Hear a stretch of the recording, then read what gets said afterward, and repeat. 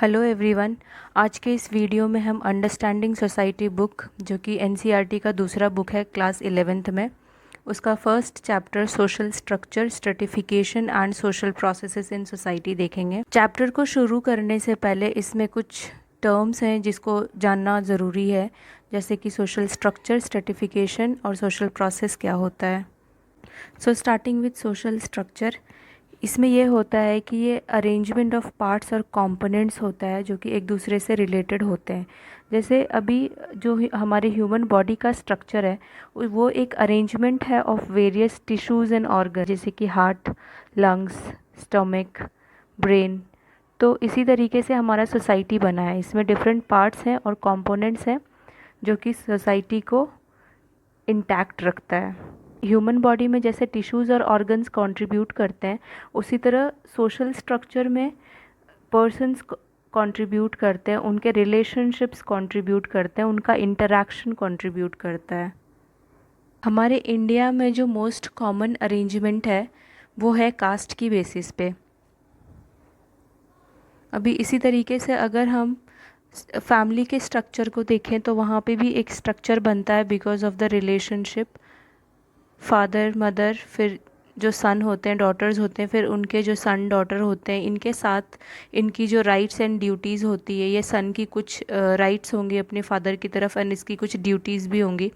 तो ये सब रिलेशनशिप एंड उसके साथ जुड़ी हुई जितनी भी राइट्स एंड ड्यूटीज़ हैं, ऑब्लिगेशंस हैं, ये सब एक स्ट्रक्चर बनाता है।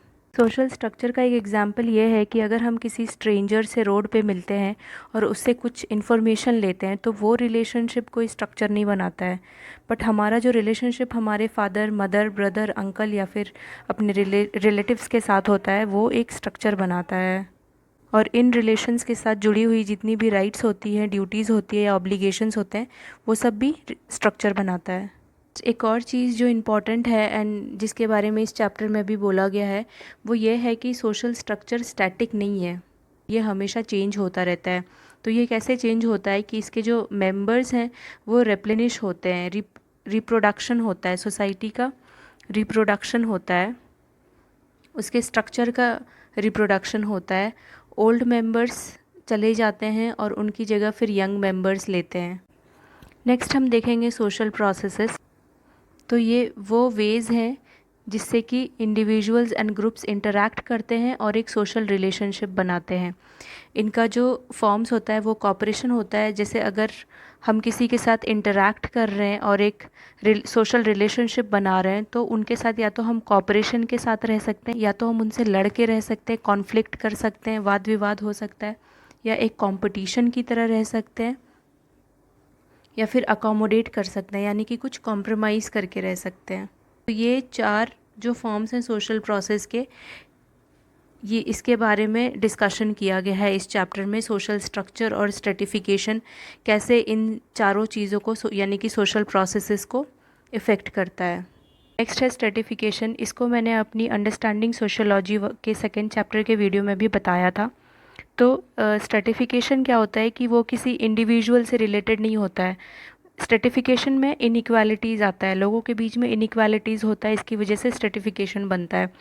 तो ये जो स्ट्रेटिफिकेशन है वो इंडिविजुअल्स की वजह से नहीं होता है, ये इंडिविजुअल्स को रेफ़र नहीं करता है, बल्कि ये एक सिस्टम ऑफ पोजीशन को रेफ़र करता है कि लोग सोसाइटी में क्या पोजीशन ऑक्यूपाई करते हैं। ओके, जैसे अगर कोई डॉक्टर है, कोई टीचर है, कोई शॉपकीपर है, तो इस तरीके से ऑक्यूपेशंस के बेसिस पे उनको सोसाइटी में पोजीशंस मिलता है। या फिर अगर हम फैमिली में देख लें तो कुछ एल्डर्स होते हैं, जैसे कि ग्रैंडफादर या फिर ग्रैंड मदर है तो उनकी पोजीशन ऊपर की होती है, फिर फादर मदर आते हैं, फिर ब्रदर सिस्टर आते हैं। तो इस तरीके से सोसाइटी में पोजीशंस बने। नेक्स्ट, स्ट्रेटिफिकेशन की कुछ थ्योरीज़ मैंने अपनी दूसरे बुक वाली वीडियो में भी बताया था।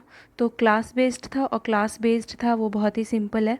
एंड देन एक फंक्शनलिस्ट थ्योरी ऑफ स्ट्रेटिफिकेशन है जिसके बारे में कि इस बुक में बताया गया है, इसीलिए यहाँ पे ये जानना ज़रूरी है, एक बैकग्राउंड लेना ज़रूरी है कि जो फंक्शनलिस्ट्स हैं वो कहते हैं कि सोशल स्ट्रेटिफिकेशन ज़रूरी भी है और यूनिवर्सल भी है, यानी कि ऑलरेडी प्रेजेंट भी है सोसाइटी में। कोई भी सोसाइटी अभी तक ऐसी नहीं है जो कि अनस्ट्रेटिफाइड रही हो। ओके, ये एक फंक्शनल नेसेसिटी है। फंक्शनलिस्ट्स बोलते हैं कि स्ट्रेटिफिकेशन नेसेसरी है सोसाइटी में, तो वो क्यों नेसेसरी है? क्योंकि सोसाइटी में कुछ पोजीशंस होते हैं और इन पोजीशंस को फिल करना बहुत ज़्यादा ज़रूरी होता है। पोजीशंस हायर लेवल के भी होते हैं और लोअर लेवल के भी होते हैं, और ये सारे पोजीशंस को फिल करना ज़रूरी होता है। तो अभी चैप्टर को शुरू करते हैं। पहला जो टॉपिक है वो है सोशल स्ट्रक्चर एंड स्ट्रेटिफिकेशन। यहाँ पे सोसाइटी स्ट्रक्चर्ड होता है और उसके साथ जुड़ी हुई कुछ रेगुलरिटीज़ होती हैं और पैटर्न्स होती हैं कि किस तरीके से लोग बिहेव करते हैं, कैसा रिलेशनशिप एक दूसरे के साथ रखते हैं। तो फैमिली को भी अगर देखें तो फैमिली में भी एक बिहेवियर का पैटर्न होता है, या फिर अगर हम वर्क प्लेस को भी देखें तो वहाँ पे भी एक बिहेवियर का पैटर्न होता है। अभी इस बुक में एक एग्जाम्पल दिया गया है बिल्डिंग का, कि बिल्डिंग में कुछ वॉल्स होती है, फ्लोर होती है, रूफ़ होती है, एंड वो सब मिलके एक पर्टिकुलर शेप देती है उस बिल्डिंग को। तो ये जो वॉल्स हैं, फ्लोर हैं, वो अपने अपनी जगह पे रहना बहुत ज़्यादा ज़रूरी है, क्योंकि तभी एक शेप मिल पाता है। उसी तरीके से ह्यूमन रिलेशनशिप्स हैं कि सारी जो रिलेशंस हैं, ह्यूमन एक्शंस हैं, वो सब अपनी अपनी जगह पे होती है, तभी ये एक सोशल स्ट्रक्चर क्रिएट करता है। अभी सोशल स्ट्रक्चर जो है वो ह्यूमन एक्शंस एंड रिलेशनशिप्स से बना हुआ है, और इनमें एक पैटर्न होता है जो कि हमेशा अक्रॉस पीरियड रिपीट करता रहता है। ओके, जैसे सोशल रिप्रोडक्शन की वजह से सोशल स्ट्रक्चर बनता है। जैसे कि अगर एक स्कूल है तो स्कूल में कुछ बिहेवियर्स रिपीट होते चली आ रहे हैं बहुत सालों से, तभी वो एक इंस्टीट्यूशंस बनते हैं। जैसे कि एडमिशन प्रोसीजर है, कोड ऑफ कंडक्ट है, और ये सब चीज़ें। उसी तरीके से फैमिलीज़ का एक सर्टेन वे ऑफ बिहेवियर होता है, मैरिज प्रैक्टिसेस होते हैं, रिलेशनशिप होते हैं, ड्यूटीज़ होते हैं, एक्सपेक्टेशंस होते हैं, एंड जो ओल्ड मेंबर्स हैं वो चले जाते हैं, उसके बाद फिर न्यू मेंबर्स आते हैं। स्कूल में भी जो ओल्ड स्टूडेंट्स होते हैं वो जाते हैं, फिर एक न्यू मेंबर्स आते हैं। तो इस तरीके से इंस्टीट्यूशन चलता जाता है और इसी तरीके से सोशल स्ट्रक्चर बना हुआ रहता है। तो अभी फैमिली में या फिर स्कूल में हम ये देखते हैं कि कुछ चेंजेस भी आते रहते हैं। ओके, जब ये चेंजेस आते हैं तो फिर स्ट्रक्चर रिप्रोड्यूस होता है, और उसके बाद यहाँ पे लोग आपस में एक दूसरे में कोऑपरेट भी करते हैं, एंड साथ ही साथ उनके साथ कंपटीशन भी रहता है और कॉन्फ्लिक्ट भी रहता है। तो इस तरीके से कॉपरेशन, कॉन्फ्लिक्ट और कंपटीशन के साथ सोसाइटी चेंज होती रहती है और अपने आप को रिप्रोड्यूस करती रहती है। अभी हम इमाइल डर्कहाइम की पर्सपेक्टिव से देखेंगे कि कैसे सोसाइटी में चेंज आता है और उस चेंज की वजह से स्ट्रक्चर चेंज होता है। तो यहाँ पे ये बोलते हैं कि सोसाइटी एक कॉन्स्ट्रेन करती है इंडिविजुअल के एक्शंस को, यानी कि एक ऐसा फील होता है हमें कि कुछ एक फोर्स है जिसकी वजह से हम कुछ अगर करना भी चाहते हैं तो नहीं करते हैं।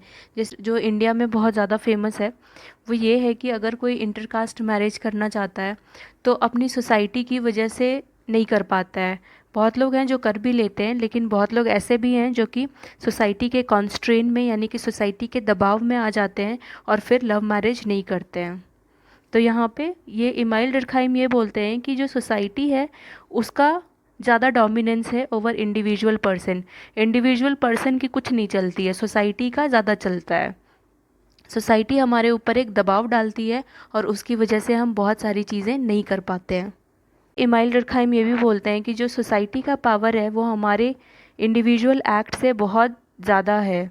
यहाँ पे एक फर्मनेस और सॉलिडिटी भी आती है। नेक्स्ट, कार्ल मार्क्स कहते हैं कि सोशल स्ट्रक्चर हमें कॉन्स्ट्रेन तो करता ही है, बट साथ ही साथ ह्यूमन क्रिएटिविटी सोशल स्ट्रक्चर को रिप्रोड्यूस भी करता है और सोशल स्ट्रक्चर में चेंज भी लाता है। नेक्स्ट, सोशल स्ट्रेटिफिकेशन को मैंने शुरुआत में ही बता दिया था, तो अब इसमें इसका डेफिनेशन दिया गया है जो कि इंट्रोड्यूसिंग सोशोलॉजी वाली बुक में भी दिया गया था, कि ये सोशल स्ट्रेटिफिकेशन जो है वो एग्जिस्टेंस ऑफ स्ट्रक्चर्ड इनइक्वालिटीज़ है between groups in society in terms of their access to material और सिम्बॉलिक रिवॉर्ड्स। पे एक कोट दिया गया है जया राम का हमारी बुक में, कि जो मेंबर्स ऑफ ग्रुप होते हैं वो अगर कोई सुपीरियर पोजीशन ऑक्यूपाई कर लेते हैं तो वो ये चाहते हैं कि उनके जो भी प्रिविलेज्ड पोजीशंस हैं वो उनकी चिल्ड्रन को भी जाए। तो वो एक तरीके से कहना चाहते हैं कि ये जो स्ट्रक्चर है ये अक्रॉस जनरेशन्स रिपीट होता रहता है। तो यहाँ पे जो कुछ बेसिक 3 फॉर्म्स हैं जिसकी वजह से कि प्रिविलेज्ड ग्रुप्स को एडवांटेज मिलता है वो है लाइफ चांसेस। इसमें ये वो सारी चीज़ें जो कि हमारी क्वालिटी ऑफ लाइफ को इम्प्रूव कर देती है। अब जैसे अगर मुझे एक अच्छे कॉलेज से एजुकेशन मिला है, अगर मैं आईआईएम से पढ़ी हूँ या फिर आईआईटी से पढ़ी हूँ, तो मेरी जो लाइफ की क्वालिटी है वो इम्प्रूव होगी। अब है सोशल स्टेटस। सोशल स्टेटस ये होता है कि हर एक जॉब के साथ एक प्रेस्टीज होती है। जो अगर एक डॉक्टर और एक शॉपकीपर की सेम सैलरी है, तो यहाँ पे उस सेम सैलरी में भी डॉक्टर की जो प्रेस्टीज है वो ज़्यादा होगी। और उसके बाद फिर एक थर्ड फैक्टर है पॉलिटिकल इन्फ्लुएंस, यानी कि एक कुछ ग्रुप ऑफ पीपल होते हैं जो कि दूसरों को डोमिनेट कर लेते हैं। ओके, तो उनकी ज़्यादा चलती है एंड जो माइनॉरिटी में है उनकी उतनी नहीं चल पाती है। नेक्स्ट, इस बुक में सोशल प्रोसेसेस को, यानी कि हम किस तरीके से किसी दूसरे इंडिविजुअल से या ग्रुप में इंटरैक्ट करते हैं, उसको समझने के 2 तरीके दिए हुए हैं। एक है कॉन्फ्लिक्ट पर्सपेक्टिव जो कि कार्ल मार्क्स का है, एंड एक फंक्शनलिस्ट पर्सपेक्टिव जो कि इमाइल डर्कहाइम का है।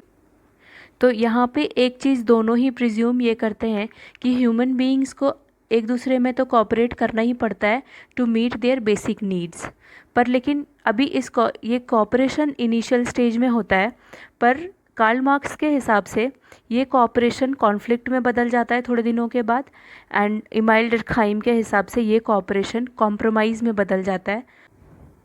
नेक्स्ट हम कॉन्फ्लिक्ट पर्सपेक्टिव देखेंगे। तो यहाँ पे जैसे मैंने बोला था कि दोनों ही थिंकर्स ने शुरू में अज्यूम किया था कि हर एक सोसाइटी एक दूसरे में कॉपरेट करके रहेगी। ओके, तो जो कॉन्फ्लिक्ट पर्सपेक्टिव है उनका एम्फेसिस इस चीज़ पे होता है कि कैसे वो कॉपरेशन हिस्ट्री में चेंज होती है। ओके, तो जब सिंपल सोसाइटी थी सबसे पहले शुरुआत में, तब वहाँ पे कुछ भी सरप्लस नहीं होता था, तो सब एक दूसरे में कॉपरेट करके रहते थे और कोई डिवीज़न भी नहीं था कास्ट या फिर क्लास या फिर रेस की बेसिस पे। नेक्स्ट, सोसाइटी में सरप्लस प्रोड्यूस होने लग गया, तो फ्यूडल्स जिनके पास की लैंड होता था वो, या फिर कैपिटलिस्ट जो कि फैक्ट्री के ओनर थे, ये दोनों एक डोमिनेंट क्लास बन गए और ये उन सरप्लस को प्रॉफिट में बदलना चाहते थे। तो यहाँ का जो कॉपरेशन था वो कॉन्फ्लिक्ट और कंपटीशन में बदलने लगा। तो कॉन्फ्लिक्ट व्यू यही एम्फेसाइज करता है कि जो ग्रुप्स और इंडिविजुअल्स हैं वो डिफरेंटली प्लेस्ड हैं और उनके बीच में इनइक्वालिटी है, और ये इनइक्वालिटी जो है वो सिस्टम ऑफ प्रोडक्शन रिलेशंस की वजह से आया है। लेकिन ये कॉन्फ्लिक्ट पर्सपेक्टिव कार्ल मार्क्स ने दिया था, तो उन्होंने हर चीज़ को प्रोडक्शन से ही जोड़ा है। ओके, तो यहाँ पे जो इनइक्वालिटी या फिर डिफरेंशिएशन आया है वो सिस्टम ऑफ प्रोडक्शन के रिलेशंस में आया है। यहाँ पे फैक्ट्री के ओनर और फैक्ट्री के वर्कर के बीच में कोऑपरेशन रहता है, बट एक certain degree of conflict of interest भी होता है। तो वो सोसाइटी जो कि कास्ट या फिर क्लास के बेसिस पे डिवाइडेड है, उसमें कुछ लोग डिसएडवांटेज्ड और डिस्क्रिमिनेटेड रह जाते हैं। नेक्स्ट, फंक्शनलिस्ट पर्सपेक्टिव सोसाइटी के रिक्वायरमेंट्स को देखता है, क्योंकि यहाँ पे शुरुआत में मैंने बताया था कि पोजीशंस के हिसाब से सर्टिफिकेशन होता है, तो कुछ पोजीशंस होना ज़रूरी है, वो सिस्टम की रिक्वायरमेंट है ताकि सिस्टम एग्जिस्ट करे। ओके, अभी सिस्टम को अलाइव रखने के लिए और उसके डिस्ट्रक्शन को प्रिवेंट करने के लिए कुछ फंक्शंस होते हैं, जैसे कि socialization of new members, shared system of communication हो, methods of assigning individuals to roles. Next, क्योंकि सिस्टम को हमें चलाना है, उसको सस्टेन करना है, उसका रहना ज़्यादा ज़रूरी है, इसीलिए यहाँ पे कंपटीशन या फिर कॉन्फ्लिक्ट नहीं होता है। ओके, यहाँ पे एक अंडरस्टैंडिंग हो जाती है, लोग आपस में सब कुछ रिजॉल्व कर लेते हैं। नेक्स्ट, यहाँ पे फंक्शनलिस्ट्स बोलते हैं कि अगर कोई कॉन्फ्लिक्ट की सिचुएशन आती है तो वो अकोमोडेशन के थ्रू उसको रिजॉल्व कर लिया जाता है। तो एक एग्जांपल दिया हुआ है यहाँ पे, right to property for daughters. तो क्या होता है कि जब बेटियों की शादी हो जाती है तो वो अपने नेटल प्रॉपर्टी में कुछ भी नहीं लेती है। ओके, तो वो क्यों नहीं लेती है? क्योंकि वो ये सोचती है कि अगर वो अपने नेटल होम से कुछ भी लेती है तो उनकी जो ब्रदर की वाइफ है वो उनको हेट करेगी और कभी भी उनके घर पे उसको वेलकम नहीं करेगी। ओके, एंड उसका एक ग्रीडीनेस दिखेगा कि हक लेने वाली है ये। सो ये क्या करती है, लड़कियां क्या करती है कि जब उनकी शादी हो जाती है तो वो एक कॉम्प्रोमाइज़ कर देती है सो दैट कि वो अपनी ब्रदर की वाइफ के साथ एग्जिस्ट कर सके। ओके, तो ये यहाँ पे इस बुक में अकोमोडेशन को इस तरीके से एक्सप्लेन किया गया है। अभी इस बुक में और भी बहुत सारी टॉपिक्स हैं, like division of labour, cooperation, competition, तो उनको मैं एक दूसरी वीडियो में एक्सप्लेन करूँगी. And if you like this video then please subscribe